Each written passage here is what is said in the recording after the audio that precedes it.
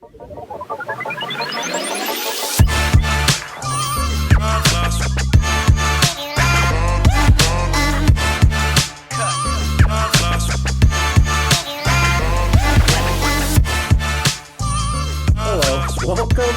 a new sort of journey here at the Transfer Portal CFB. Welcome to Draft Dawgs. Say it, Andrewster. Draft Dawgs. Draft Dawgs. Gotta love it. It's a Draft Dawgs. Draft Dawgs. Dogs. Arr, arr, arr, arr. So as you could pretty much assume, today we're going to be talking about some dudes that got some dog in them. Yeah, we're always going to be talking about dudes with that dog in them. Obviously, this is going to stretch throughout the rest of the draft cycle. Got all-star events coming up. We got NFL Combine, maybe some stuff with that. A lot of great stuff is going to be happening here. And Draft Dawgs, it's going to be the best podcast to watch for it and listen on any podcast outlet. Yeah, if you didn't like that super scuffed intro, then Mr. probably isn't a fan of. Look, Draft Dawgs, we just decided we have a lot of people that love NFL draft content here at the Transfer Portal CFB. We want to really keep diving into it continuously. So we're going to try and do it weekly. Maybe we do stuff where we're putting out 2 podcasts a week. I don't know. I can't tell what the future holds in regards to that. We can only tell what the future holds in regards to draft prospects because I got to say, after these guys' rookie years in 2022, I think we did pretty good last year, and it's now time for you, the fans, to get acquainted with us and start learning more and take our valuable words for the rich currency that they are off the dome. That sounds sick. That was pretty dang good. You know what? Oh, really? We haven't scripted any of this except for the intro, which we still somehow scuffed. But that was pretty dang good. Yeah, we had some pretty good takes. Granted, we also had some takes that, haven't aged super well so far, but that as does everybody. Everybody. That Romeo Dubs, however you say it, it's not him. It's not him. Nevada set him up for failure. Jay Norvell, it's on him. The blood is on his hands. We also need to talk about why he was used as a punt returner for the Packers before Mr. Keyshawn Nixon. But you know what? That's a different topic for a different day. Today we got a pretty good topic, I'd say, Liam. Yeah, so as we kind of foreshadowed, and you might even know from the title, we're just going to talk about our guys, and we're going to keep this on the offensive side of the ball today. Next week we'll do defensive. You got to let us know in the comments, like, who are your guys? It's going to be simple: quarterback, running back, wide receiver, tight end, offense tackle, interior offensive line. And Drewster's jerk and won't let us pick fullback. So honorable mention, Hunter Lipke. Congrats, man. You got that dog in you, and you're the best fullback prospect we've ever seen. Yeah, I didn't want to do fullback just because we would spend probably about 10 minutes talking about how great Hunter Lipke is and how you would be able to use him in a lot of offenses that don't utilize fullbacks. You can use him as an H-back. Heck, I think you could use him as a blocking tight end. Oh, you can. I mean, after we record this, I'm literally going to record a video about Lipke. He has receiver-like ball skills. Yeah, it's ridiculous. It's really insane. Like, one aspect I know I could really see him in, the way that the Packers use Josiah DeGuara, I feel like that's a great role for Hunter Lipke. If you watch any Packers football and you see 81 for the Packers, he's got a kind of cool role. That would be Hunter Lipke on any offense, and he would be very successful. Yeah. Hey, I'm looking more for the Kyle Juszczyk stuff, but okay. Yeah, I mean, I would love to see the Kyle Juszczyk stuff, but we also have to realize that's a San Francisco offense. Like, we don't even see Pat Ricard doing anything outside of blocking for Baltimore. So is this too much of the fullback talk you want to stray away from? No, I'm fine with fullback talk now, honestly. Okay. Which, by the way, Low Man Award Committee, it's Lipke. Yeah, it's Lipke. Actually, if you just go to North Dakota State's website and go to Hunter Lipke's player page, they give you a pronunciation. Yep. And it lets you hear it. NDSC does that for all their players. So South Dakota State, a lot of FCS programs do it. That's the way to do it. It's the way you have to do it. Yeah. With some names, and our abilities of talking aren't good. So It's very successful. I like our abilities to talk. I But, don't. Did you hear our intro? That was sick. Draft Dawgs. Draft Dawgs. Draft Dawgs. All right. What position do we start at? Quarterback? No, we can't start at quarterback. We got to start receiver? where the lunch pails are made and the dollars are paid. Offensive tackle. All right. Do you want to go first, or what's going on here? I mean, I can go first because if you know me, you know I love this player. So I'll go first. Yeah, this is your guy. Well, yes, but I've also talked about him numerous times throughout the season, especially week 0. If you remember, in Dublin, Ireland, Peter Skoronski is my guy. Did you hear that? Me banging my desk? Yeah. I didn't mean to do that, but you know what? It works out because I'm banging the table for Peter Skoronski from Northwestern. Look, everybody's going to be talking about, no, Peter Skoronski, he's got short arms. I don't freaking care. This dude has the leverage of an all-pro freaking wrestler at the University of Penn State. He is so good at controlling guys, even though he's not a 6'7", 370-pound behemoth. He knows where to put his hands. He has very good athleticism.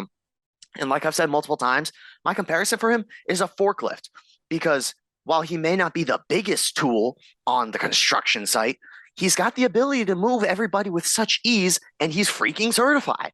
I love Skoronski. I think that he should be a top 10 pick. I think he should be the first tackle off the board. And I think everybody saying that you need to move him to guard just because he has short arms needs to look back at the past and see that other super highly touted tackles that have had shorter arms have been very successful in the NFL.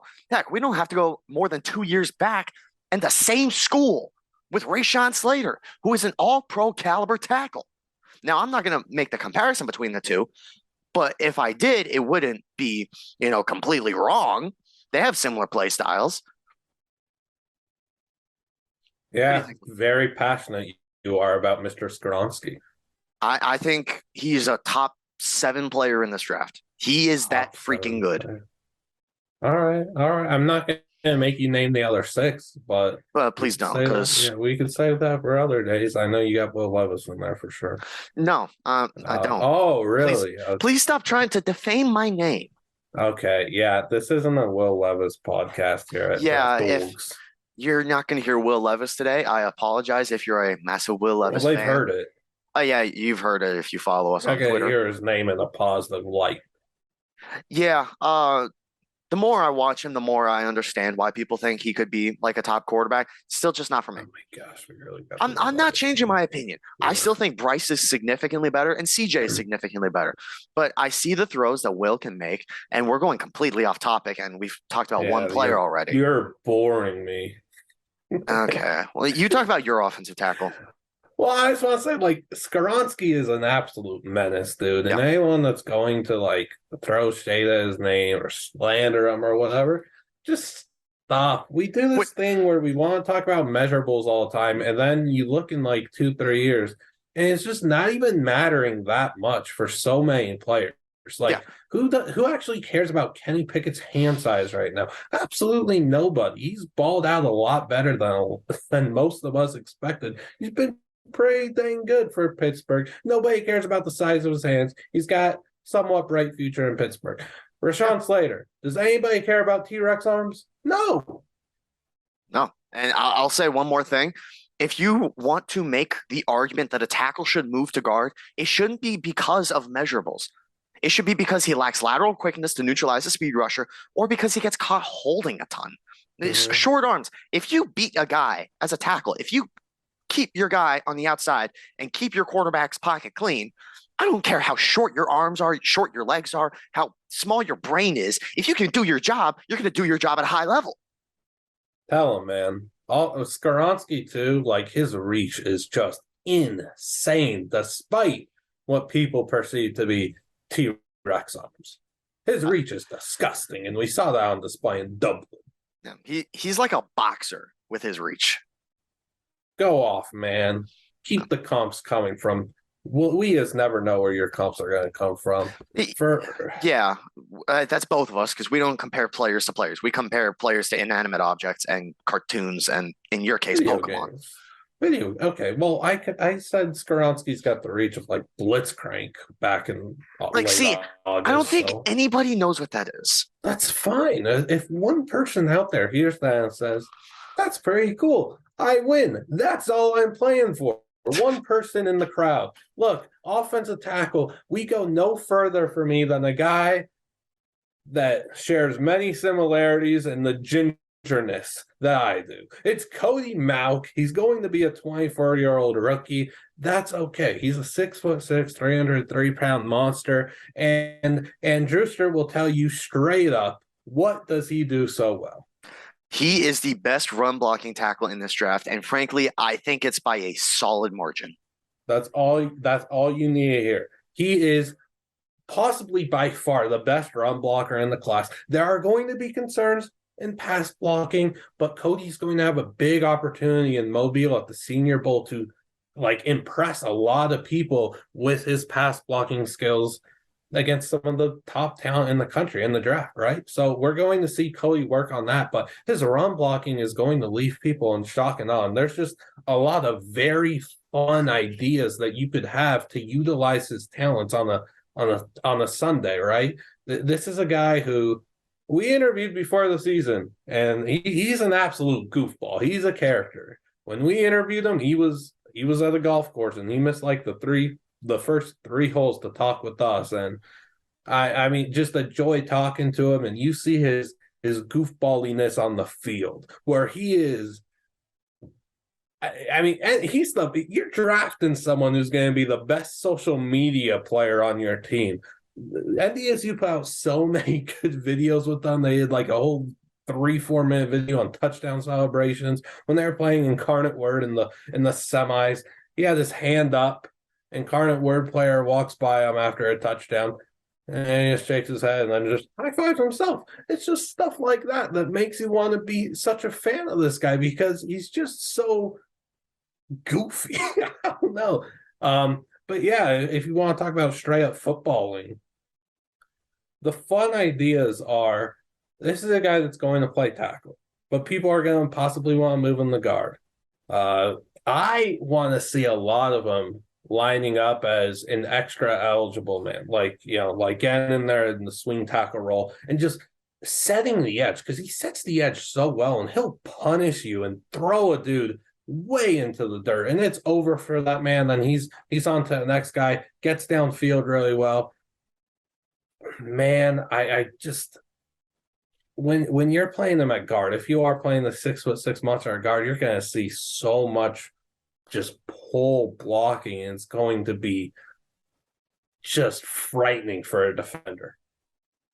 Yeah, and I love Malk as a run blocking prospect. I feel like one thing we need to talk about with him is his ability to get to the second level as a puller. He is, and not even just as a puller. If he just gets to the second level, I'm sorry, linebackers, you're gonna have nightmares for a few weeks. You're gonna wake up with a gingered like a beast throwing someone out the line.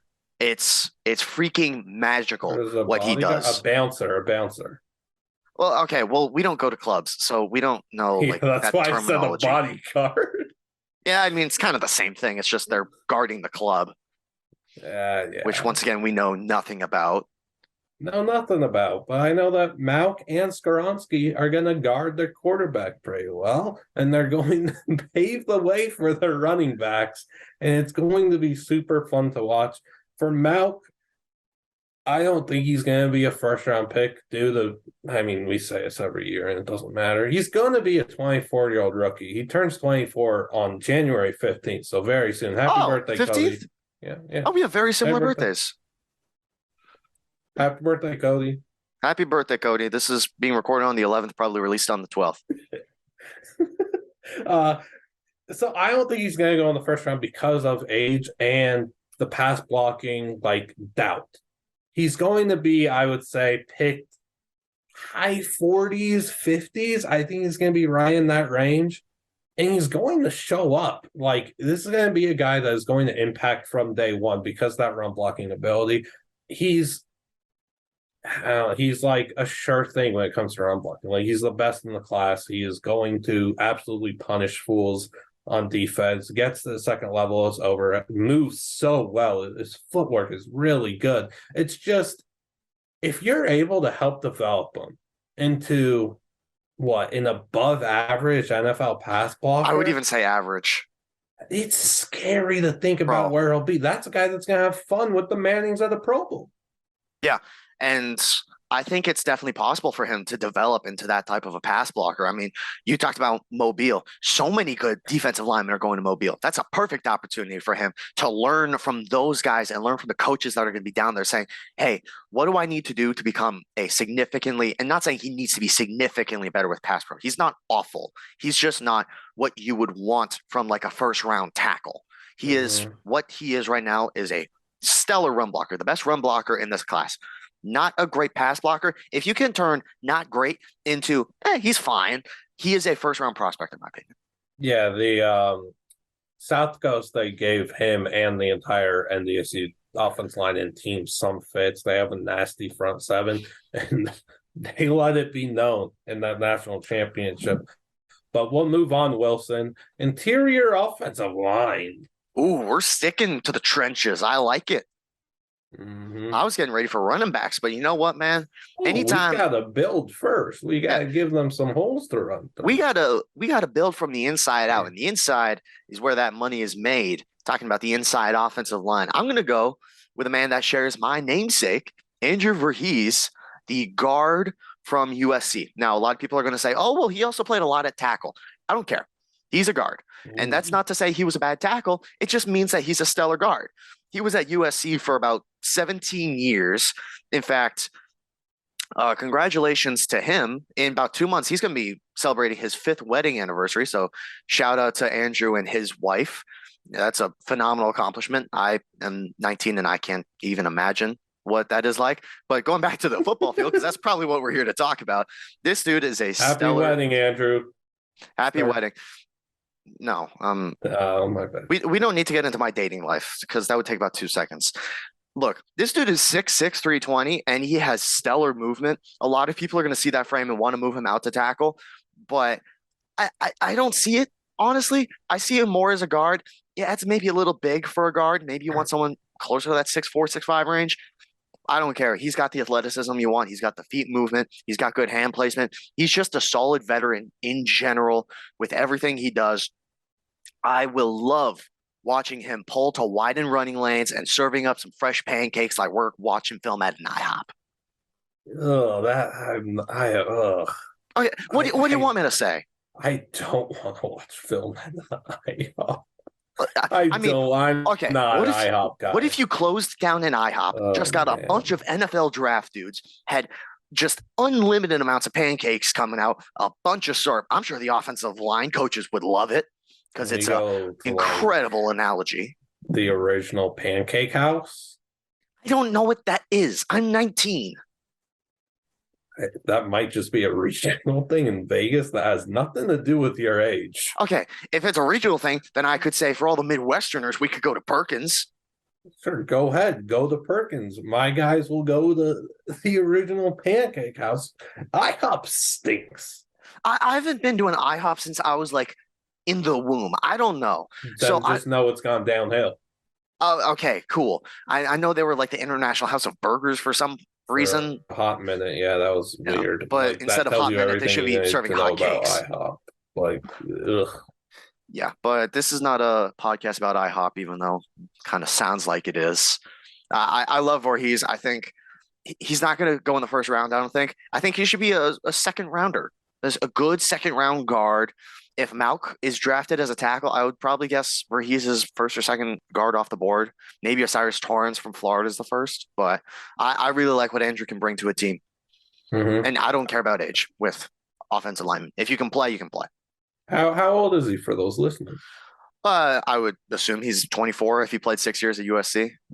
And is married for 5 years coming up. You know, that to me screams, you're about 28 years old. Hey, he's not 28. If he was 28, I wouldn't put him in the second round. That's where I'll draw the line with age. Oh, interesting. But I don't know. I Is that got being you ageist? there. Because you're not drafting someone because they're age? Is that ageist?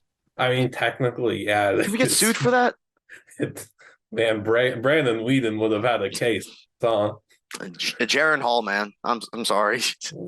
Look, we'll go to someone that there are no age concerns about. For me, the IOL, who I believe to be the best center in the class, the best IOL in the class, is Cedric Van Pran from Georgia, a true draft dog. He turns 22 in October. He has balled out at such a young age at Georgia for 2 years now, back-to-back natty champs, helping pave the way in those trenches. And what did we see on that ominous Monday night for the worst championship game in sports history? The trenches won that war, and they ended that war in 10 seconds. It's in due part to what 63 is able to do up front.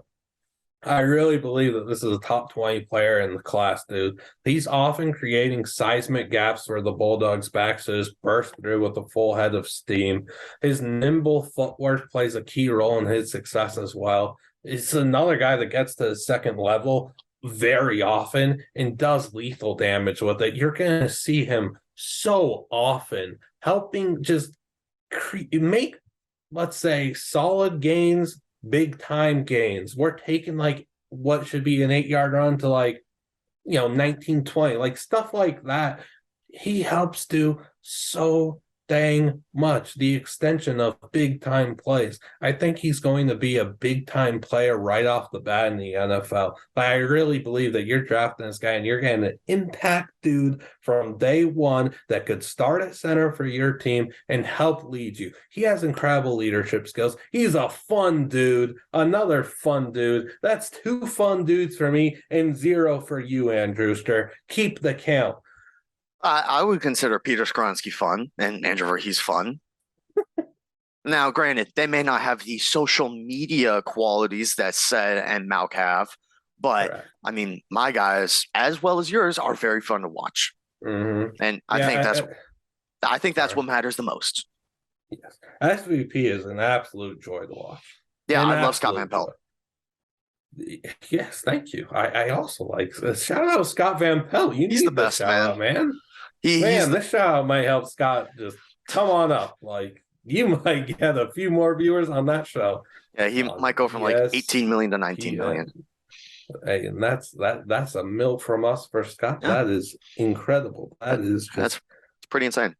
But yeah, I really like Cedric Van Pran. I really think he's going to be an absolute dude from the second he walks into the NFL. He's going to give Goodell a massive hug. Could it be the hug of the night when he's drafted?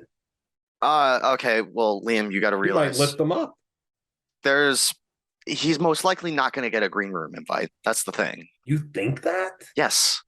Oh, really? I think he will.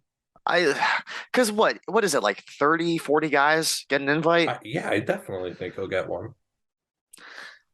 Dipping into Georgia? Like, yeah, I 100% think that. I mean, but at that point, they're going to have like 10 Georgia guys there.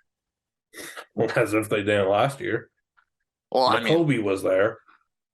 Okay, well, then Kobe was also a projected first-round pick before people found out about the injuries. Mm-hmm. And Cedric don't got no injury. Oh gosh, that better not come back to bite. And freezing cold. We don't hope injury upon anybody. We don't want anyone to get hurt. We want everybody to play fully healthy. I think he'll definitely be there in the green room, though. I think if there's, I didn't think that was a discussion. I don't think there's going to be too many interior offensive linemen in general. This guy's. I think there's going to be a lot of tackles. But you know what? Maybe we can have a podcast later down the road projecting green room invites. Yeah, whatever, man. I'm done with you. Just move on to running back. Well, I was going to say, if you know Liam, over the last year, he's been gushing over Ced Van Pran. It's not surprising at all. If anything, if you were expecting anything else, you're kind of stupid. Ooh, unless you're a first-time listener, then you just didn't know. Then you just didn't know. And if you're a first-time listener, hey, make sure you like, comment, subscribe, follow on any platform you're listening or watching on. Follow us on Twitter. Our ads are on the screen if you're on YouTube. If you're not on YouTube, it's at AndrewsterMN and at Blutman27 at TPortalCFB at NoContextCFB. I think that was phenomenal. Yeah, good words, man. Talk about running back. All right, here we go. Running backs. I am going to go to a guy who was in the transfer portal this time last year after a stellar year at Texas Christian University.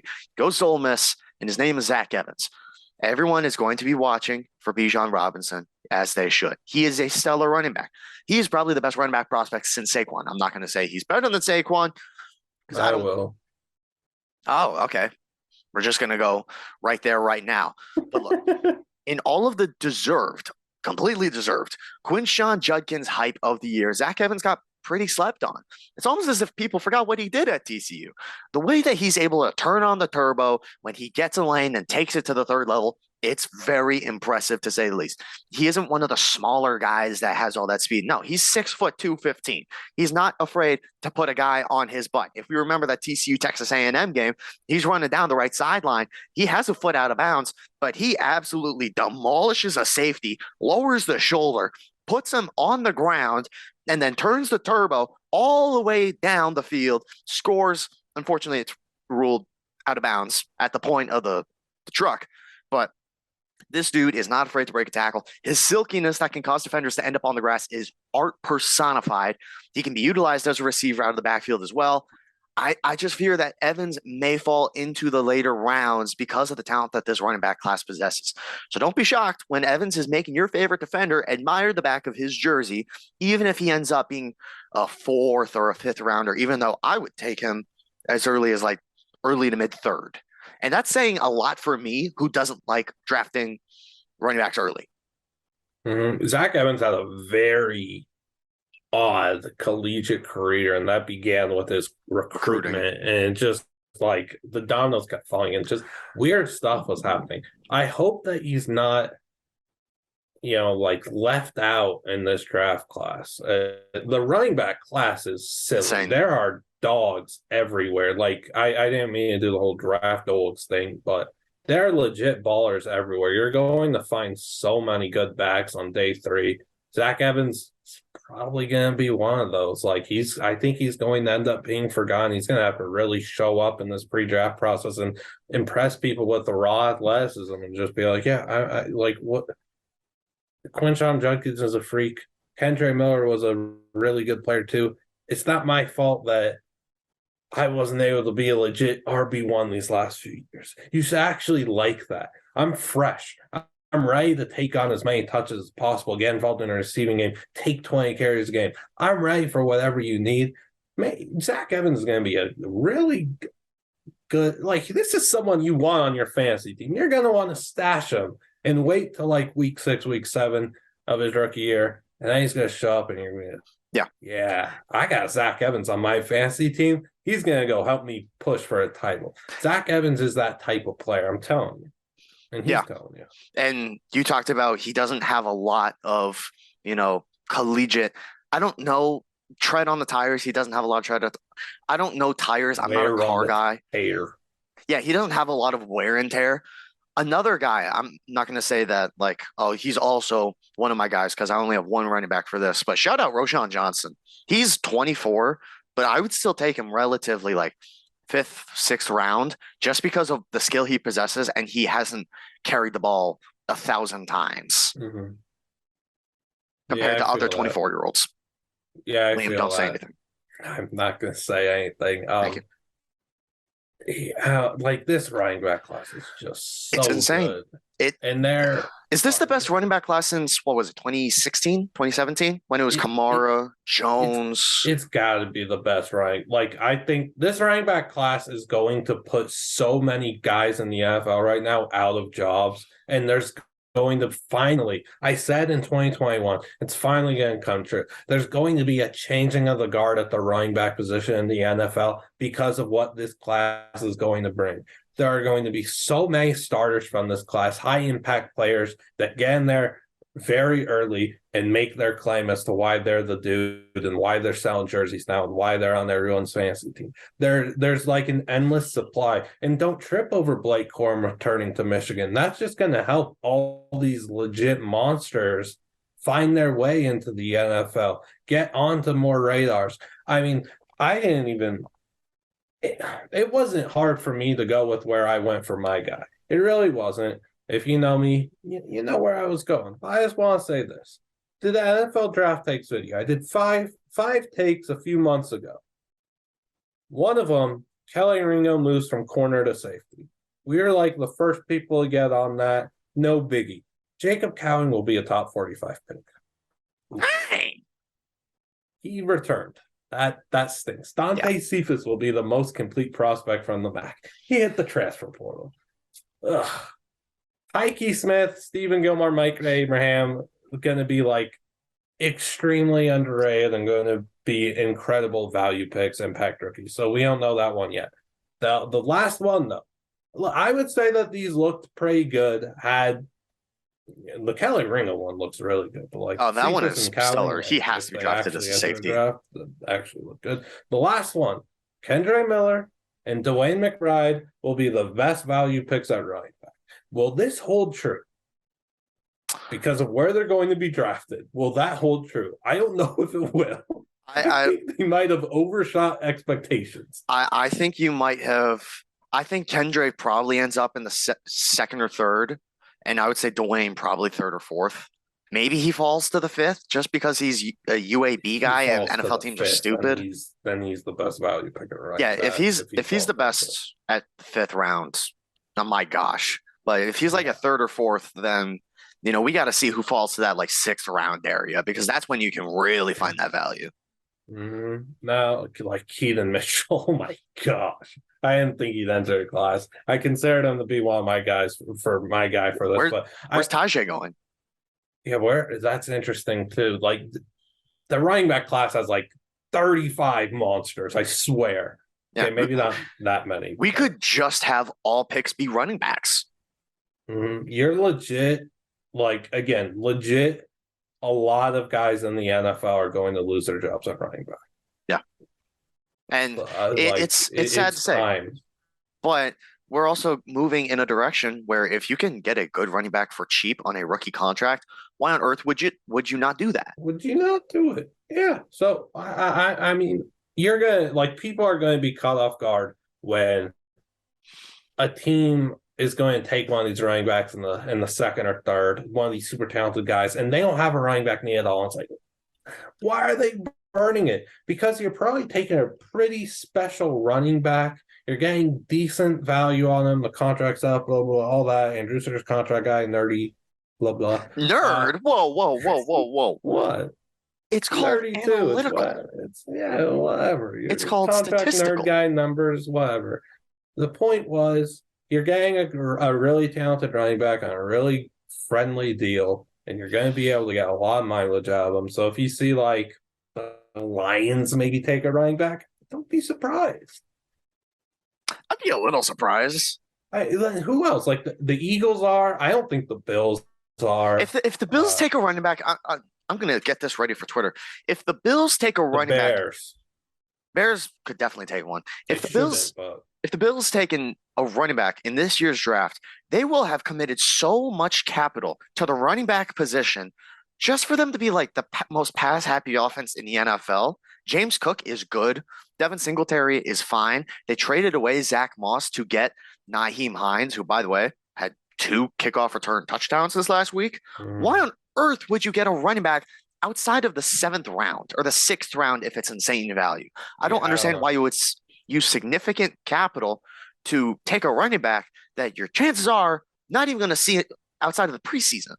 Yeah, that's the take that I by far and away hate the most, is when people are just simply mocking Buffalo like Bijan or Jahmyr Gibbs. It's because they think it's a luxury pick. But the problem is it's just not. It's not, because you can have a luxury pick if you have a need at that type of a place like running back. Yeah. But the Bills don't need a running back. No, and if they were to draft Jahmyr Gibbs, the heck is the point of that? On top of all the capital that they're investing in the least valuable position in the sport, you just took James Cook last year. Who's good? Really good. And what is his top trait? Receiving. What is Jahmyr Gibbs going to be loved so much for? Receiving and versatility and just getting out in the open field and doing lethal damage. Guess what? We haven't even got to see James Cook display that. How do we know Jahmyr's going to be able to showcase that part of his game in Buffalo? Stop mocking running backs at Buffalo. We don't want Jahmyr Gibbs there. James Cook is the future. Mock a cool running back to like the Raiders. That's the team that's probably going to take a running back in the second or third round and or one first. of these really good ones. Oh gosh. Bijan Robinson, you are a Las Vegas Raider. The Commanders too are I think a team that I'm not a Brian Robinson guy. Brian Robinson was pretty dang good this year. Was he? I think he was extremely mediocre. I think he was pretty good. Well, we're on different sides there. Like, oh well. The Cardinals too is a team that could definitely take a running back. I don't know. Anyway, my guy though, it is going to be a 22-year-old rookie. It's 5'11", 215. He won the Transfer Portal CFB's Colt Brennan Award, which goes to, it's basically the Group of Five Heisman. Pretty cool. It is the Group of Five Heisman. Yes. It's Dwayne McBride. He is incredible.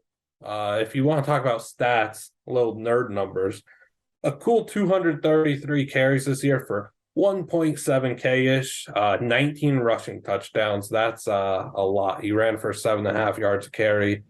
And yeah, I mean, this is an absolute just joy to watch this guy the last few years. And his ascension into being one of the top running backs in the class was just super cool to see. We saw him put all his talent together. And I mean, there's just not enough good things for me to say about him. I think he's clearly the top small school back in the class that now you have Keelan and you have Tajay and you have a lot of like strong contenders. I still think McBride is that dude. He boasts great power in his legs and just possesses superb leg drive and determination. I mean, he's got 3 guys on his back at we'll say a 12-yard gain, and he's still churning, and he's going to turn that into like 17 or 18. It's super impressive stuff what he's able to do after initiating contact. I really like his cutting ability too. I think he's super agile and has great lateral movement. And that's something that people are doubting in his game. I'm just blown away by that. Like, what are you talking about? What was I going to say? He's a thick back too with solid speed, all the heart you could ask for, exceptional toughness, tremendous strength. I think he has more speed than I've given him credit for. I'm not a 40 guy, but I am very interested to see what he runs because that's going to be absolutely colossal for. Well, yeah, I'm just saying when you finish your statement, I want to say one thing about the 40. Okay.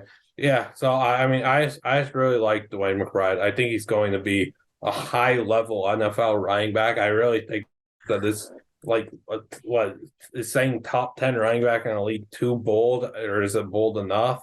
I don't know. I think he could be a top 10 running back in the NFL. I think he's that good.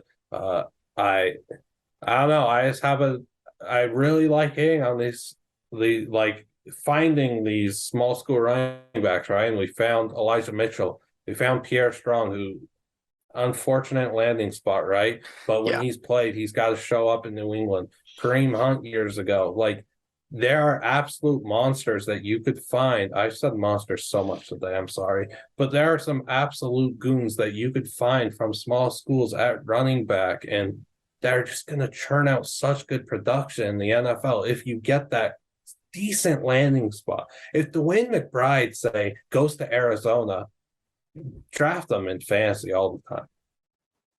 Yeah, especially with no Cliff Kingsbury there anymore. They're not going to run that 4 wide receiver set every single snap. So you're going to see a lot more run plays. I would expect a little bit more under center from them. I would like to see a little bit more under center, to be honest. But yeah, Dwayne McBride, very talented back. Still somehow shocked that he wasn't at least a finalist for the Oak Walker with how productive he was. Watch a ball. They don't. I mean, Bijan deserved to win it. I will stand by that. But I just think that there were at least 5 or 6 guys that could have gotten that finalist nod, Dwayne McBride being one of them. It's just unfortunate that, award nominees don't, or the nominators. Watch ball.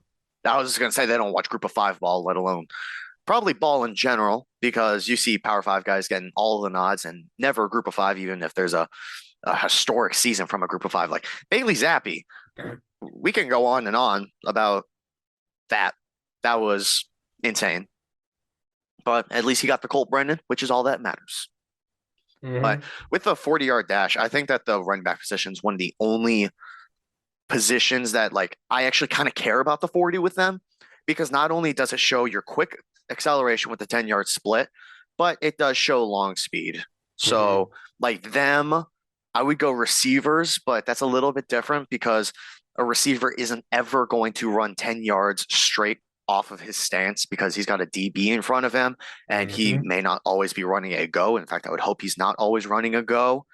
And then like corners or safeties, I guess it kind of matters. But the thing is, as a corner, you're already facing the quarterback. Chances are you're going to end up facing down the field if you're defending a deep route. It's just... Yeah, I don't think what really matters is true game speed. And there are a bunch of analytics departments and people that are able to track game speed. I would love if that was, a thing that we could find very easily. Like this guy at this point is running this many miles per hour. I would love to see that rather than how fast can a guy run a 40-yard dash. Yeah, so I have there's this one account, Real Analytics, that does a really good job of showing like the top. It's REEL Analytics. They do a very good job of like finding game speed and tracking the miles per hour. I don't know how accurate it is. I think it's pretty accurate though. In week 10, Dwayne McBride ran 21.5 miles per hour. I'm on Twitter and I do not see. Is it a website? It's at RA Analytics. RA. Oh yeah, I know them. Yeah. Yeah. You said REEL as if that was the at. Oh no, I was just saying the little name. I was like, that account hasn't tweeted since 2019. Yeah, I was just saying the company. Yeah, Real Analytics does good work. Yeah, Dwayne ran 21.5 miles per hour back in October or November or something. Yeah. Which is crazy because Bijan ran like 22.5, and that was wow. Yeah, and Dwayne's just a guy that, again, like I think he's faster than I even thought. Like he is just he's just better than I think people realize when they watch him. I think one thing he does his stiff arm too. His stiff arm's ridiculous. But I think one thing he does very well is when he's bursting through a hole just up the seam and you've got maybe a DB coming down on a linebacker next to you. He does a very good job at a little shake and bake where he's just juking left real quick and then he's gone. He's done that multiple times and he excels at that. But we should get on to the next guy. Do you want to go at tight end? I kind of want to go tight end. We just got finished talking about offensive linemen, then running backs. Who else is going to block for those running backs and also catch some passes? My personal favorite position in the sport. Tight end. And you know what? Let's switch it up. How about you say your tight end first? Okay. So my guy missed. He played in the first 2 games of the season and immediately was on my radar after 11 catches for 169 yards. And I co-own a Campus to Campton fantasy team. So we were looking at him and we were like, yeah, we should probably pick him up. But you only get like 4 pickups in the season. It's really whatever. But we didn't pick him up because he was hurt week to week to week. And we never knew, like, he was out for the year. He was out for the entire year for what was a week-to-week thing, and that was pretty tough. But it's Luke Musgrave at Oregon State. This is somebody that the rankings for him vary a lot, and it's interesting to me because I just know straight up most people ranking him haven't even watched him play ball. He's going to turn 23 in September, and this is a guy that had 22 catches last year, only had 11 this year. He hasn't really got to show much to his game. He has 2 receiving touchdowns in his collegiate career. That's it. What you're banking on here is the tight end position, and Drewster's away from the screen right now. That's okay. The tight end position, what is the most important thing? Traits. It's not about the production. George Kittle's production at Iowa did that. Wow, you know it didn't. It did not. You're looking for someone that possesses that 6'6", 252 frame that Luke Musgrave does. Someone that played in an offense these last few years where you're being used as a blocker in the run game over and over and over again. You're blocking a heck of a lot more than you're running routes, right? So Luke Musgrave brings really high blocking ability to the table. I love his frame. I think he's dynamic after a catch and moves very well. He's strong. He's quite fast. I really like his footwork. I just love the tenacity and ferocity that he brings to this table. And I just don't know. I don't know where he's going to get drafted. I'm very interested to see how he fares in the pre-draft process and what people like make of him, how they evaluate him. Because again, he's played in his collegiate career 2 games as freshman, 6 in 2020 because of COVID, 10 in 2021, and then 2 in 2022. He only has 47 career catches. He only has 2 career touchdowns. It's not someone that's going to wow you at all, but this is someone that we could be, it's 2026, and Luke Musgrave's like a very good NFL tight end. And nobody's going to care about that collegiate production anymore, are they? No, Luke Musgrave is going to find his way on the NFL franchise. I'm very interested to see where, and it'll take a little while because he's got to get reacclimated with actually playing football again. It'll take a little while, but he'll find himself impacting the game. I think he's going to be a really good value pick. I honestly think he's going to be like a 5th rounder. Yeah, I was trying to see, is he like fully healthy now? Like, is he going to be good to go to perform at like pro day, combine, that stuff? I think he will be, but college football injury knows what can do. Yeah. Yeah, he's a weird case because when he does play, you can tell how good he is. Problem is, you talked about it, it's traits. Unfortunately, you can't see the traits when he doesn't play. Yeah. So you also have to take that into account. Like, is he going to be a 5th, 6th rounder? Is there going to be a team that, really likes what they saw in those few games? And if you can keep him healthy, you really think you can turn him into a really good tight end? Or is this going to be a case where it's like injuries really suck? And maybe, hopefully not, maybe he ends up as like a priority UDFA and then he wows a team at a camp. Yeah, I mean, because that's a possibility, unfortunately. I don't think he'll be that. I think he'll be, I could see him going to 4th, but I think he'll go in the 5th. And I think that this is just another one of those day 3 tight ends where, like, he's a beast. And he probably should have gone ahead of a lot of the tight ends that got drafted before him. And I don't think that would be a surprise for Luke Musgrave. He's going to be a really good NFL player. He's going to block at one heck of a level. Yeah, I mean, blocking, that's what you think of when you think of anyone who works on the trenches at Oregon State. They block. They freaking block. Like, it is their job because it technically is. Yeah, and he's got like really good ball skills too. It's just we haven't got to see it. Yeah. But I'm going to move on to a guy who is not a projected 5th round pick. I'm going to go to a guy who a lot of people think should go in the 1st. And honestly, I might be a part of that group. Oh, coward. How am I a coward? No, tell me, how am I a coward, Liam? You go for the big dogs. Well, he's a big dog that played for the Dogs, so he's my dog. On Draft Dawgs, it's Darnell Washington from Georgia. Look, I don't like taking projected 1st round picks as my guys because I want them to grow throughout the draft process because that makes me look better. Yeah, he ain't growing anymore, man. If he grows anymore, I don't think he's going to be a 7-footer, or else we're looking at Yao Ming on the football field. That would, you know what, man? If Yao Ming was a tight end, red zone target. Yeah, he's a red zone target. Doesn't matter how big your base DB is. Just have Yao, like, we're on the 18-yard line. We just have Yao run straight to the goalpost, and he just stands in front of it, and the quarterback just throws it up, and just Yao catches it right before it goes through the uprights. I don't know. A lot of people call this game different things when they were kids. Up here in Minnesota, we call it 500. So you just chuck a ball as far as you can, and if anybody caught it, you won. So just chuck a 500 ball. Discussion quite often in our group chat. Yeah, it was like that's got to be the most variance for something that something has ever been called. Yeah, because even like food or a game or like an object, like it was called 3 flags up in Vegas.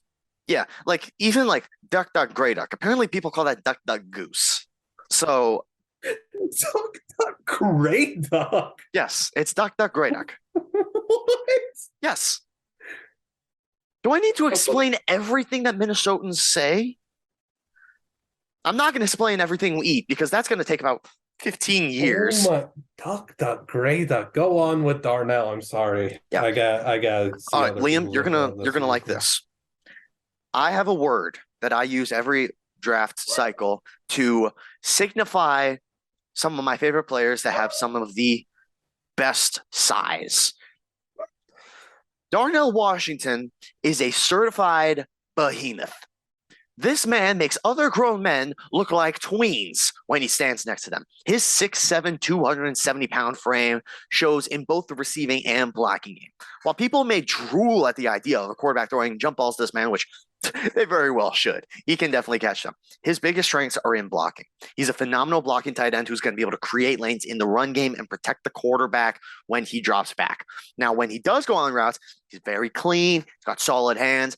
And if you watched that Georgia-Oregon game, my man, he can jump over anybody. He's got the ability to hurdle that I think only maybe 2 or 3 other tight ends in the country show. And he's probably one of only 2 that are 6'7", 270 that can do it. He is insane. Ability to make guys miss. Now, I'm going to say something. This is not a comparison. Washington is a high upside tight end no matter how you use him as a blocker, receiver, as both. You should use him as both because he's good at both. One play, he can be a Mark Andrews-esque receiver, not making the comparison, just talking about how they're both dynamic in their ways of receiving. And then the next, he could be blocking like Mercedes Lewis. He's not Mercedes Lewis. Mercedes Lewis is not nearly the receiver Darnell Washington is.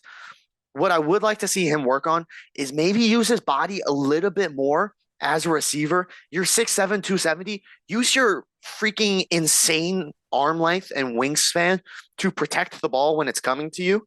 Just use your body almost like in basketball when you're boxing people out for a rebound. Box people out when you got the ball coming out your chest. I just use that a little bit more. Darnell Washington, yeah, I don't think it's a clear cut Michael Mayer's tight end 1. I think you have to look at Darnell Washington too. I agree with that. You also just spoke to like boxing people out. He played basketball in high school. It's kind of funny to think that 6'7" for a basketball player is not that big. That's like Zion. I know. Hey, there's the comp. He's Zion. No, he's not. No, I'm not making that comp. Okay, he also like was in track and field though. I know, like Darnell, I'm not a big recruiting guy, but Darnell being a kid from Vegas that went to Desert Pines, like he was on my radar.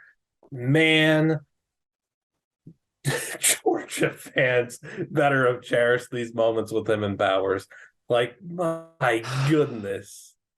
Which, by the way, Darnell's gonna be a stud for sure. Darnell's gonna be a stud. Brock is gonna be like a top 5 pick next year. Like, it's insane. Georgia, what are y'all feeding these kids? And can I get some? Well, what were they feeding Darnell in Vegas, and why didn't I get some? Well, yeah. I guess the original Pancake House, I didn't go enough. Yeah, maybe it's not IHOP. Maybe IHOP just isn't the move. Telling you, man. Let's go to receiver. We have 2 receivers. Yeah. Do you want me to go first with this one? Because I have a bit of a little story I need to tell with it. Okay, story time. All right, here we go. Andrewster's story time. Out. First off, I'm going to butcher his name the first time I say it. Andre Iosivas, the receiver from Princeton. You're going to hear this name a lot over the next 2 months, especially when he's down in Mobile for the Senior Bowl. Iosivas is 6'3". Some people measured 6'4". I just went 6'3" to be conservative. And he ran a 6.71 second 60-meter dash. Now, granted, I don't understand anything about the metric system because I'm American and we don't use the metric system. I think that's really good. I think that's pretty good. My math told me, and granted, I'm a sport management major, not a math major, so don't take any of this seriously. That dumbs down to a 4.09 second 40. Granted, you also start off slower than you finish because you start off not moving. So you can't really use that. But the fastest 40 on record was Maurice Green when he crossed 40 yards at a staggering 4.18 seconds during his 60-meter run in the Olympics. So, yeah, I'm glad I'm not a math major. Some are going to try and draw comparisons to Christian Watson because of size and speed. I frankly don't see it. I think they're 2 different receivers. Iosivas has much better hands. Watson worked on that throughout the season, and he got better with that. I don't really think that's going to be much of a problem for Andre. Watson was a bit smoother. I think he's a bit smoother of a runner, maybe a little bit better at making guys miss in the open field, whereas Andre is going to try and just use his speed a little bit more. And Andre, I think he does a better job using his big frame in the air to catch balls. We don't really see Christian Watson, jumping over guys. We usually see Aaron Rodgers try and throw him to the back shoulder on a sideline to make him try and catch the ball down here rather than catching it up in the air like a Mike Evans would.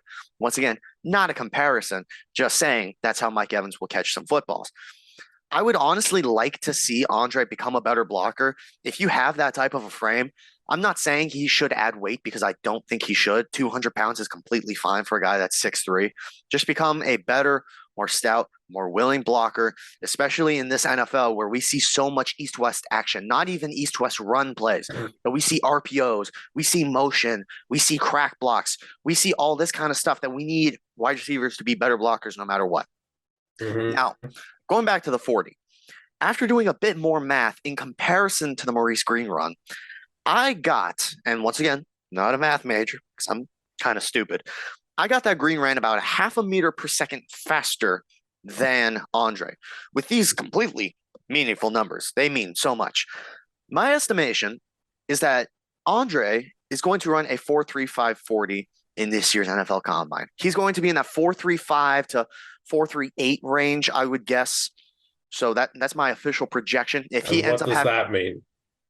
It means that he ran faster than Christian Watson. And paper. It does mean dollar bills, y'all. Yeah. He just cashed in big time. He cashed in big time because, man, NFL scouts seeing a 6'3" guy run a 4.35. He's an all-American track star. He's about to be a all-pro draft pick if he runs that 4.35. I think the 40 is completely meaningless. Let's just get that out there. I would love to see his 10-yard split in comparison to the 40 and comparison to Christian Watson, because as much as I don't think they're comparable as receivers, they're going to be comparable in size and speed. I think it's merely a formality, but the biggest thing with that 40 is it's going to match his play speed. If you watch him at Princeton, this dude, he can take a slant, and if he has a little crease to get from, if he starts out as the X receiver on the left side, he can take that ball that he catches on that left hash. He's going to be able to weave his way through the defense, hit that right sideline before that safety can get there, and he's freaking gone. He is freaking gone.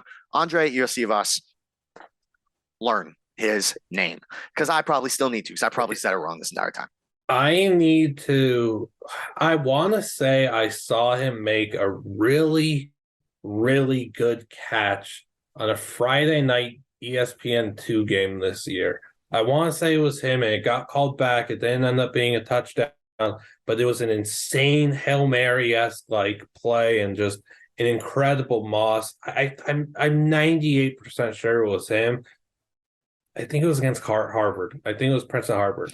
I could be completely wrong, but man, I see the talent. I've seen him sporadically. I'm not too familiar with his game though. I think what needs to happen here, and Drewster, you need to make a video strictly about Andre, dive into it, get the hype out there, start building the hype, because you know better than anyone, if he runs that 4.3540, what's the first thing a lot of people are going to do? They're going to type in his name, they're going to go to Twitter, they're going to go to YouTube, they're going to go to TikTok, and they're going to start trying to find whatever they can about this guy from months ago. You should get ahead of the curve there.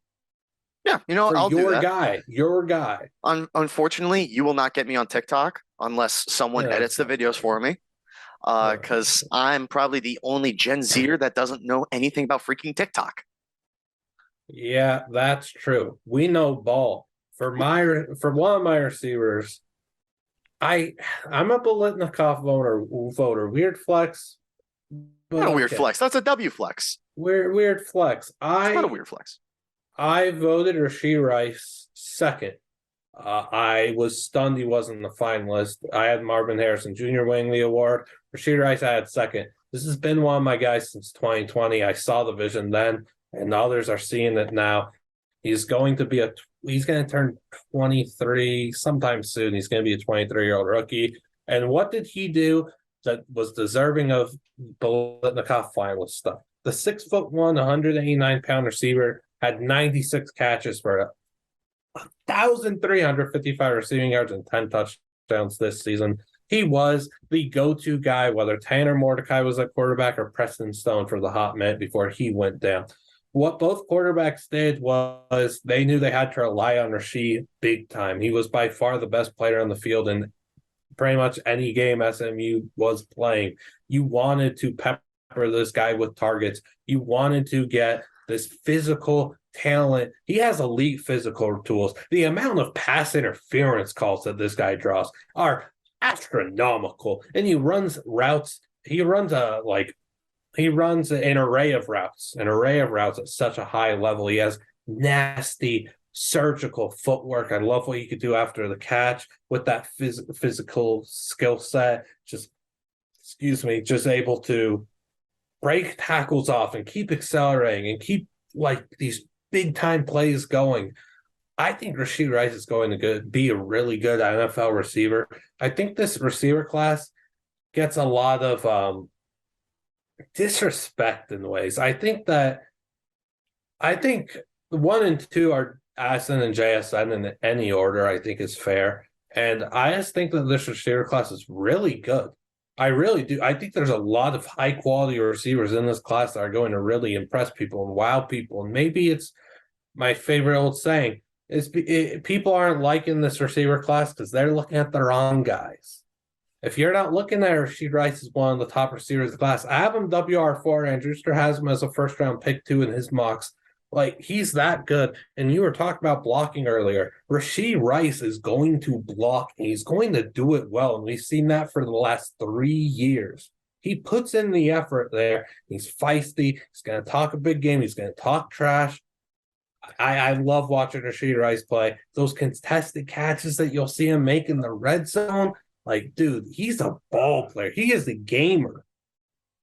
Yeah, I think that he's a guy where in this class where I feel like we kind of know the consensus top 3 for other people. Now, you and I don't really agree on the total top 3 that everybody else has.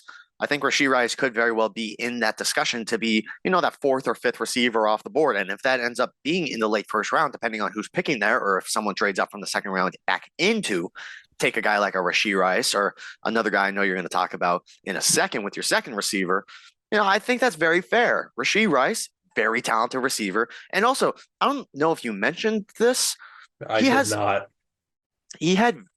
very good routes. My man played this year with like a broken foot. Yeah, he broke his toe in the middle of September, played all year on a broken toe pretty much, and still put up that level of production. How strong of drugs do you have to be on, or how much of a dog do you have to be to play wide receiver where you're digging your foot into the grass to run crisp, clean routes that he does on a broken freaking toe?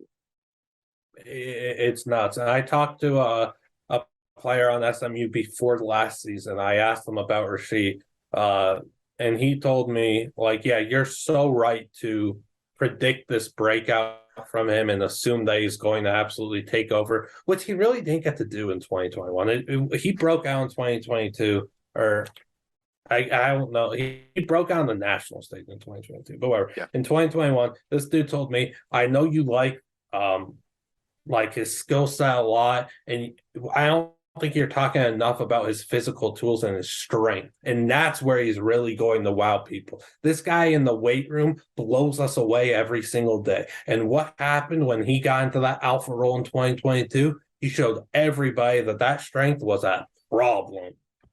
Yeah, and SMU, we know Rashee Rice. What? WRU. Yeah, they produce a lot of good wide receivers.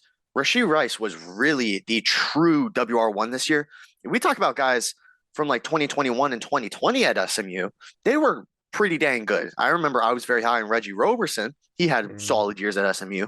Rashee Rice. Injuries, unfortunately, cooked him. Yeah, that was unfortunate. But Rashee Rice, he blew everybody out of the water. He is now a widely known receiver that is a projected, probably I'd say top 50 pick right now amongst a lot of people. Obviously, we think higher of him than others. We also think lower of other players than other people. That's how opinions go. We have different ones. Mm-hmm. Yeah, it's like Rashid Rice had to play with Reggie Roberson and Danny Gray. And that's kind of what took away from his 2021 being super explosive and being that national breakout year. He still played well, but that's that year where I thought he was going to absolutely break through, and he didn't. It took until he was the lone receiver in the room, and that's fine. It happens sometimes. The talent is there. I don't think he'll be a first rounder. I don't think Andrew Stern thinks he will either. That's just how high that we are on him. And we think it's going to be a mistake when he doesn't go in the first round. And he's going in that 50, 60 range. It's like, what are we doing? He's better than the receivers that are being drafted ahead of him. Like, figure it out. I can't wait to see where he's drafted. I think that this could be a Sky Moore case, and not saying I'm comparing the two players. Don't wear 24, Rashid. Please don't. That's a corner number. You wear that number if you're a corner. Sky's career, huh? I think that he's going to have like a very devout fan base like Sky Moore did. He's going to go in that mid-second round after a very impressive pre-draft process. He's going to wow a lot of people at the SMU Pro Day. He's going to wow a lot of people at the Combine. I don't know if he's doing any of the All-Star games, but if he is, he's going to wow people there. I think that this is really kind of like what we saw out of Sky Moore last year, not comparing the play styles, but comparing the level of potential growth from the pre-draft process to draft night. Because I think he could end up being like a early to mid 40s pick like Sky Moore was. Word. I think he's going to the Senior Bowl. If he's going to the Senior Bowl, that's a massive boost for him. But indeed it is. I'm going to move to my second receiver. My first receiver was a big, large guy with great speed. My second guy is a even bigger guy with great speed. A.T. Perry. Because A.T. stands for a tank.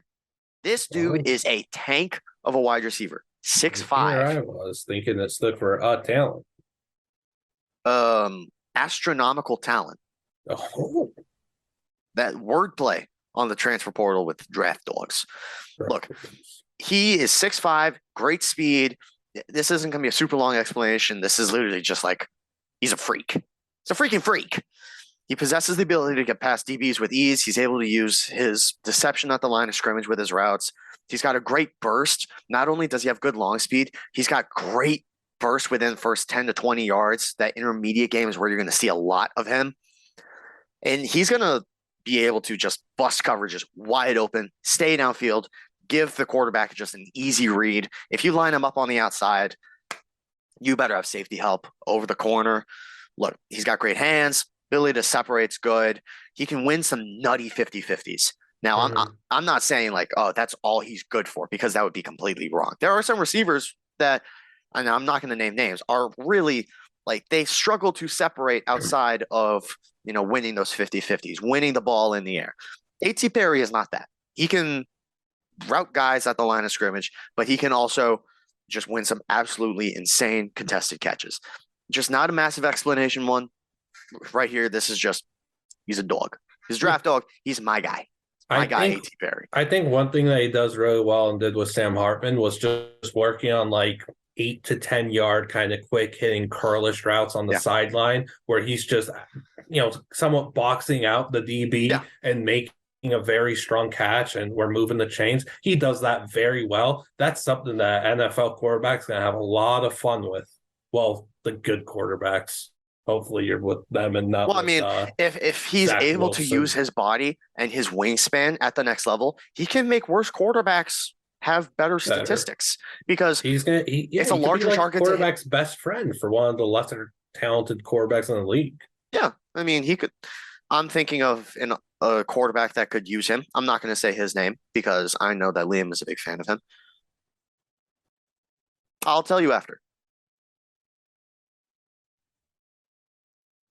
Say his name. No, I don't want to seem like I'm like trashing the guy. Oh my gosh! At least Liam, type it in the Zoom thing. Liam, which quarterback am I highly disapproving of? Oh, yes, him. Oh, that's mean. It's Okay. not mean. It's Where do true. you have A.T. Perry ranked? I think he's a top 5 wide receiver. Give a number. I'd probably go wide receiver 4. Okay. I have him WR5. No, I would probably go Rasheed 5 or 6. Okay. Hey, that's okay. Differences are okay. I got Rasheed at 4. I got A.T. Perry at 5. Like a Josh Downs at 6. Addison at Addison JSN is like a real 1-2. 1A, 1B right now. Yeah. I think people are forgetting how good JSN is. Oh, they are. They are. And people also don't know how good this guy is. And people might think, oh, you just named a WR1A, 1B, you named a 4, a 5, a 6, and you didn't say TCU WR1. Okay. My WR3 ain't Quentin Johnson. It's not. I'm sorry.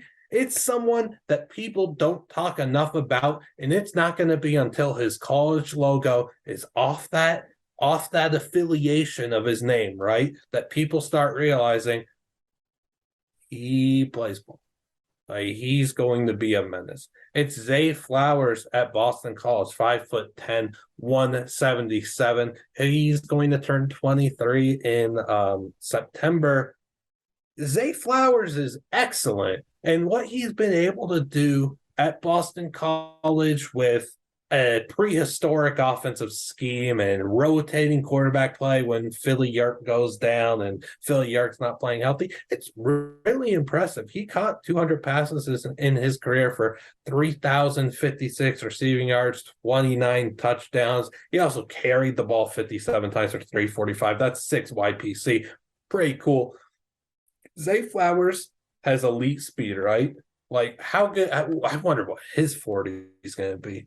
But yeah, he's just so dang underrated. I think he's a surefire prospect that's going to prove to be a positive impact from day one. The second he's drafted, he's going to start wowing people in his interviews, and he's going to win in camp. And he's just going to keep proving like I'm that dude. He's got wicked acceleration and burst. He carves up defenses with extremely impressive route running. He has phenomenal footwork. He's someone that I expect to be an absolute riser in this pre-draft process. Which once again, the logo, the Boston College logo is like gone. It's going to be on the screen and like the combine and everything, but it's Zay Flowers. It's first name, last name. That's the brand now. There's no brand to be affiliated with at the collegiate level.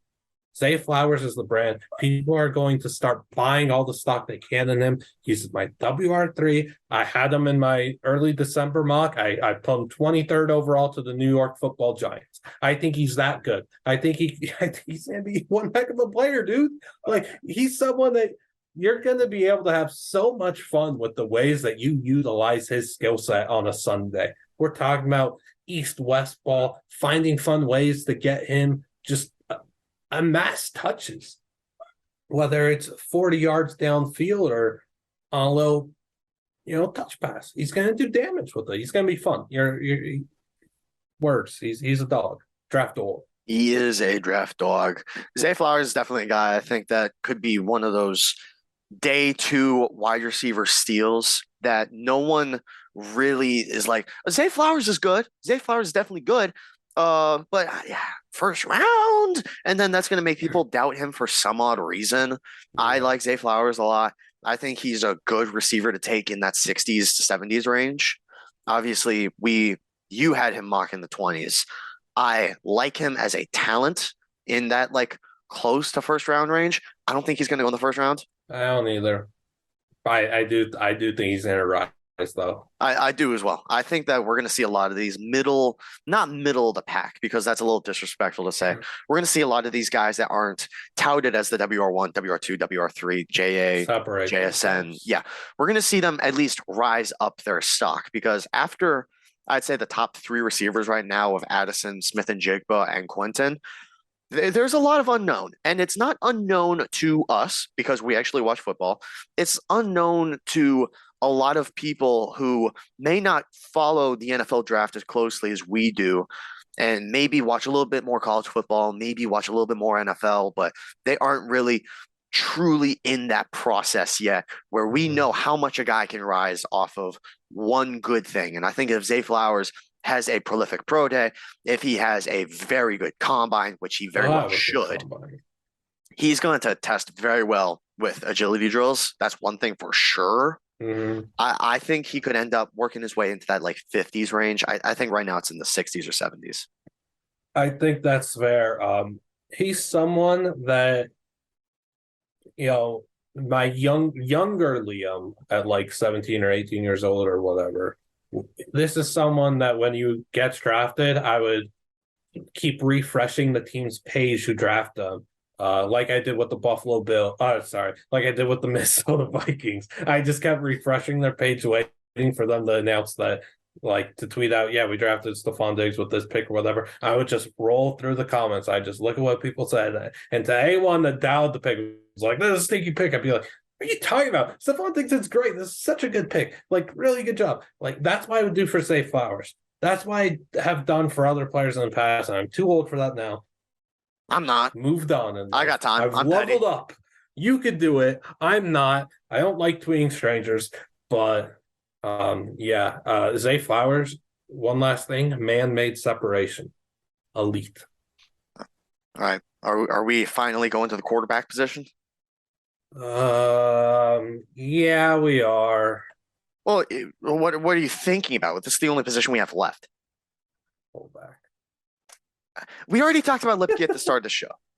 So I don't think we need to talk about the low man winner. Which, by the way, once again, it's Lipke. Come on, quarterback. All right. This one. I'm going to be quick with mine because I'm not saying he's my guy that should be a first round pick. I'm saying you take him in the 4th or 5th round, I'm not mad. We're both okay. We're both on that page. Let's get one thing clear. I don't think Stetson Bennett is a first rounder. I don't think he's a second rounder. Heck, I don't even think he's a third rounder. He doesn't have the elite processing skills. He definitely doesn't have the size. And he doesn't really have, the age. He's 25. I mean, Kirby Smart said he's 25. That's not good for a first-round quarterback. We'll let 24 slide occasionally. 25, man. I'm surprised he's not in accounting. While Bryce Young and CJ Stroud, they're the Rolls Royces of this class. They're the Bugattis. They're the only ones. They're the only quarterbacks in this class. Stetson's like a trendy SUV with good safety ratings that you got for a good price at the local dealership down the road. Yeah, he sold to you. Yeah. Look, if he chooses to, Stetson could probably make his way like a Ryan Fitzpatrick kind of career. He could be a journeyman. He could. Oh my gosh. I'm not wrong. He could either be a super You're reliable. not. Now I'm imagining like 38-year-old Stetson Bennett with a massive beard, just kicking in, still trying to like fit in with like the 22-year-olds in the league. And then he's on like, I don't know, YouTube for NFL Wednesday night pregame show. Oh, no, he's doing a local, not local. He'll do like SEC. No, he's going to the SEC network after he's done with his career. That's a fact. Okay. Well, I'm talking about like after a Fitzmagic-esque career that Stetson was like the NFL's playing on Wednesdays in the future, and he's on the game's on YouTube, and he's on the pregame and postgame crew. Oh yeah, he could probably do like the Thursday night stuff. No, Wednesday. Okay. So we're apparently playing on Wednesdays now. Yes. That's news to me. In a 24-week season, yeah. In a 24-week season. If there's 24 weeks when Goodell's out of this league, the new commissioner's going crazy. It's bad. If there's ever a time where there's 24 games in a season, I'm not letting my kids play football. That is just asking for bad stuff to happen.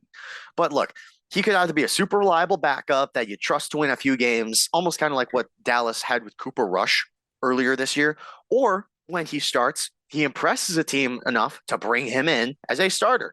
Think about I'm sure a team is probably going to sign Taylor Heineke, whether it's Washington re-signing him or another team being like, you know what, we don't want him as our starter, but if he has to come in, we trust him to win a football game. We're not going to be like, oh, you're only going to get 10% of the playbook. No, we're going to let the playbook fly because we know you're a capable quarterback. Now, granted, you're not capable of winning playoff games, but you're winning week 4 or week 16 of a regular season that may have like a little bit of implication with playoff seeding, but it's not like it's a do or die game. Like we don't want Taylor Heineke starting a win and get in.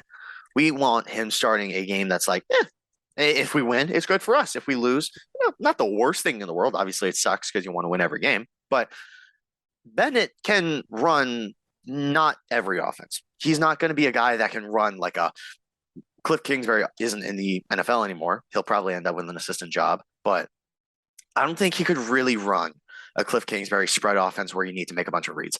I think 2-3 reads, run. And I don't like saying that because I don't like that type of offense necessarily, but Bennett ran it very well. Bennett ran the Monken offense very well. He could run a Shanahan offense. I'm not saying he should go to San Fran. They really don't need a quarterback. Anyone can. Any quarterback can really run a Shanahan That's offense. why I did want to bring that up after you stopped talking about Stetson, but keep going. I would actually like to see him run the Ben Johnson offense. I feel like that would be. I'm not saying Detroit should draft him because Ben Johnson is also probably going to take a head coaching job. I've heard Houston really wants him. But if he ends up in a place that like Carolina, say Carolina hires Ben Johnson, they're not going to draft Stetson Bennett to be their starter. They will probably end up taking like a Anthony Richardson or some sort of a veteran to be a backup or a bridge, I should say, until they get their future starting quarterback. Stetson's capable. He is dependable. He is that SUV. Now, granted, he makes some decisions that aren't very dependable, but don't all quarterbacks do that when they're, I can't say young because he is 6 years older than me. Wow. Granted, he could be Austin Aune and be 10 years older than me. That's a different story for a different time. Stetson brings you a winning energy that could almost be kind of used as like a locker room veteran, which is weird as a rookie. It's very weird.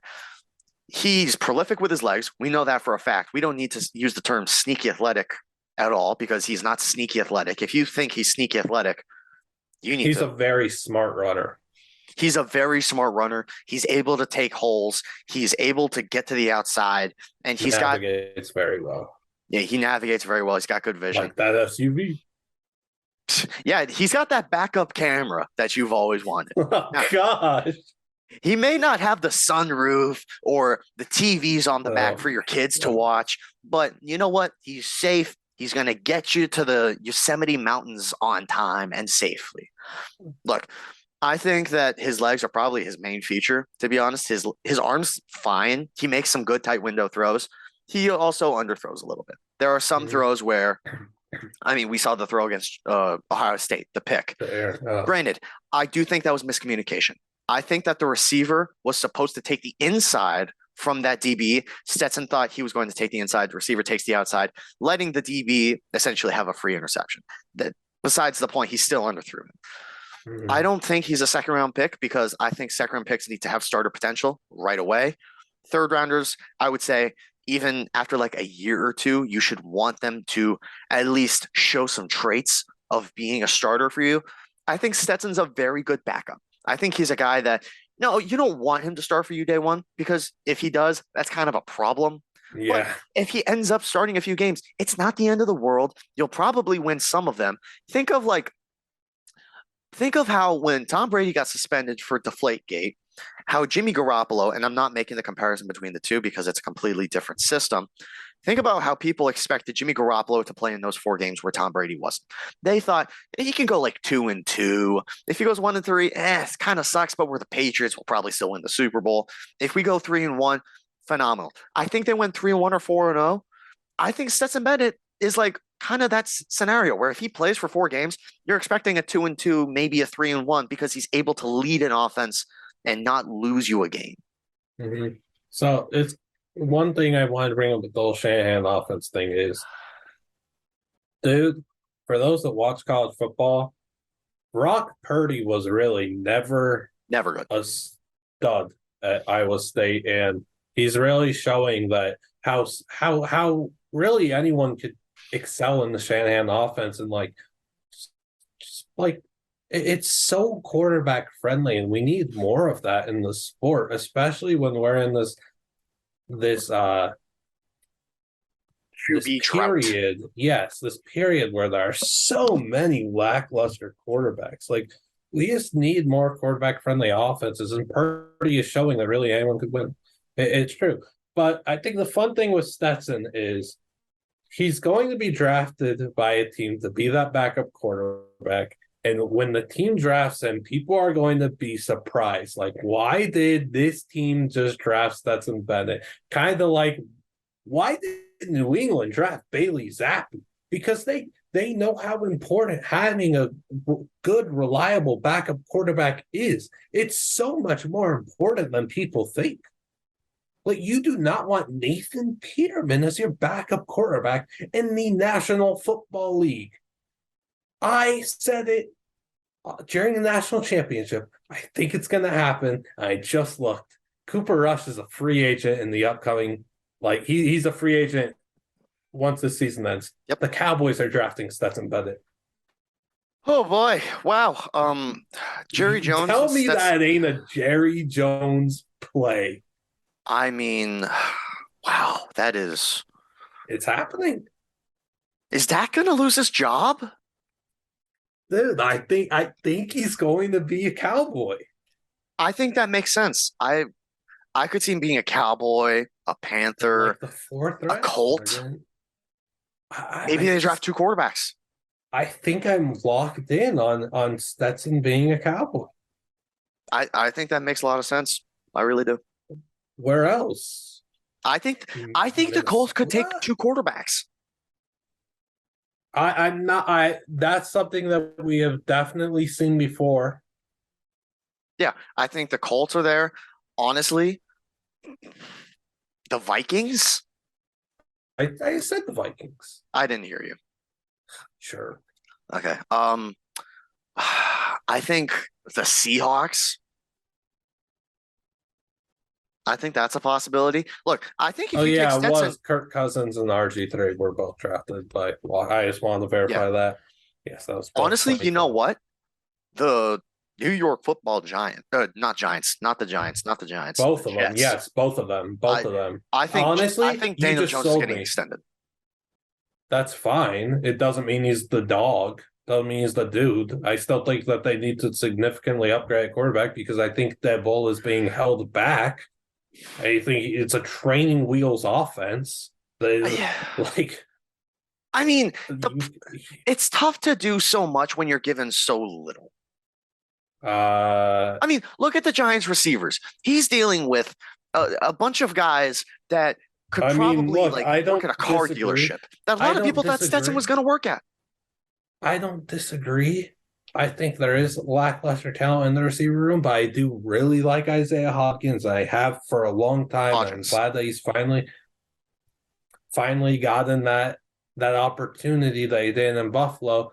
But Daniel has had really solid playmakers too in years past and has not been able to cook with them. Has he? Yeah. I just don't think he's a dude. Yes, I just don't think he's a dude, and I don't think he's someone that could take you to the next level. Who has he had outside of Saquon and when Evan Ingram was good? Gosh, he never had OBJ. He still had good players, though, did he not? No. The Giants have needed a receiver forever, and when they made that move for Golladay, everyone thought, nope, this is the move because he had that great year in Detroit, and now he had more than one great year. He had the one great year that made him a viable free agent to get $70 million. Where I have to really, I don't think the Giants have really had a solid, a good receiver with Daniel Jones at the helm. They haven't had that since OBJ with Eli. Okay, well, Sterling Shepard's always hurt. No. That's unfortunate. And even when he plays, he's fine. I'm talking about a guy that's good, not very good. Yes, I'm talking about a guy that you could call a WR1, even a DJ Chark. Okay, yeah, okay, well, because DJ Chark was good as a WR1 in Jacksonville. They haven't had that level of production from. I think I'd rather have Shepard than Chark. No, I'd rather have Chark. Okay, because with Shepard, they're similar what you're going to get from them, Shepard is hurt significantly more. Well, yeah, I'm just talking about when healthy though. But I mean, but when healthy, they're like, okay, I yes, would still rather have Chuck. They haven't had a true monster WR1. I know that. I thought that maybe there was a little better in the receiver room than just the complete average. But okay, I know what you're getting at. I just don't think Daniel Jones can take you to the next level. I think if Brian DeBull had a quarterback of higher caliber with more talent, it's very scary what could happen in New York with Brian DeBull. It's very scary. I agree, but the problem is the Giants would have to move infinitely up to get a quarterback like that. I'm not even talking about that. I'm just talking about you could make a move, free agency, or make a trade for someone. Do you inquire about Trey Lance? Why not? No, I don't think the Niners would trade Trey Lance. I think they would rather trade Brock Purdy and then draft Stetson. I ain't doing that. If you can get capital for Brock Purdy, I don't know why you don't. Oh, I'm saying there's I'm nothing not doing special that if I'm saying I'm not doing that if I'm New York. There's no way I'm trading anything for Brock Purdy when I have Daniel Jones. Yeah, I don't think you trade Trey Lance. Look, the Niners gave up 3 total first-round picks for Trey Lance. If they trade him for anything less than 3 total first-round picks, that is a massive, massive kill for John Lynch. That is bad. Yeah, that is bad. Awful. Yeah, I'm not even really sure where you'd look at for. I don't know. It's tough because Tom Brady. Tom Brady to the New York Giants. Wow. I think you would really have to look at I don't know, because Rodgers isn't going to get traded. I don't think anyone can afford. Imagine the Bears stick at 1 and they just trade Justin Fields out and then they draft. I think that's the smart thing to do. I know you do. Imagine if New York said, "Hey, we'll take Fields. What can we get him for?" Let's move on. Okay, man. Yeah, my quarterback I actually wanted to see go to Seattle. I think Seattle would be a good spot for him. It's Jake Haener. He'll be a 24-year-old rookie out of Fresno State. Had that short stint at Washington. Almost transferred back to 6'1", 195. He probably is smaller than the 195 indicates. He is. I think he's closer to almost what Bryce is. He is not going to wow you with any physical traits or anything, but he's he's an absolute gamer. His toughness. Yeah, his toughness. The injuries that he's endured. It's that game against UCLA in the Rose Bowl where he comes back to win that game, and he's doing it with every rib in his body being absolutely bruised and broken, and he's making these big time NFL throws from one hash to the other sideline, and they're picking up 18 yards or whatever. And Jake Haener, the camera cuts them, and he's on the ground hunching over. He's having to be carried over to the line of scrimmage for the next play. He can't move. It's that toughness, that determination, that grit, that fight that Jake Haener brings to the table that I want to pound the table for and draft as a backup quarterback on day 3. Again, the physical traits ain't going to be there, but this is someone that we see time and time again. He absolutely cooks. These throws that he'll make make on the sideline for a 30, 35-yard gain to Jalen Cropper. Exceptional throws that he's throwing with absolute precision that only one guy could make that catch. We have 33 touchdowns to 9 interceptions in 2021. He had 20 touchdowns to 3 interceptions in 2022, and he was hurt this year, and everyone thought, oh, he ain't coming back. He's done for the year. His leg is cooked. Guess who came back and took Fresno State from the gutter and took them to being a Mountain West champ?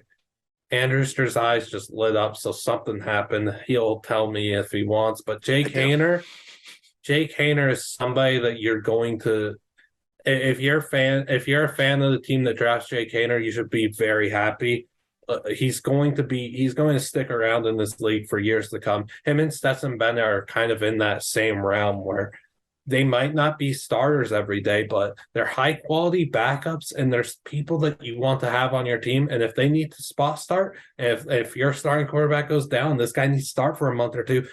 You're very pleasant. You're like pleasantly okay with it. Like, I don't know really how to word it. You're not a fan that your starter went down, but you trust your backup to be able to get a job. You have confidence in this guy. Everyone should have confidence in Jake Haener. He makes every throw that you could ask for from an NFL quarterback. He just doesn't have the size, and he's a baller. Yeah, I really like Haener. The toughness that he's shown, the grit that he has at Fresno, it's something stellar to watch. Fresno State. Sorry, Fresno's not a state. New York Jet quarterback Jake Haener. I really want to. I think Seattle would be a fun spot for Haener, though. Yeah, I think that'd be. I was going to say Minnesota. I would love to see him thrown to Jay Jetta, but this is a draft podcast. But something kind of funny just happened in the world of recruiting. Do you want to hear it, Liam? What? Jaden Rashada has requested release from his national letter of intent.